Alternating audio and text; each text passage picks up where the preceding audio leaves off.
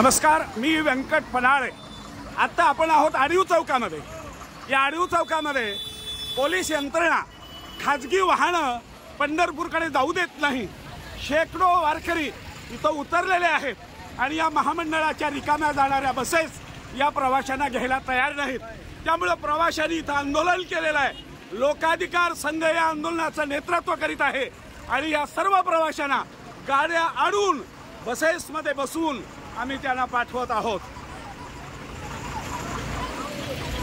काय तुमचं म्हणणं काय? लोकांना कसं जायचं? ऑटो जाऊ देत नाही, बसवाले नेत नाही। बरोबर आहे, ऑटोवाले जाऊ देऊ नाही, बसवाले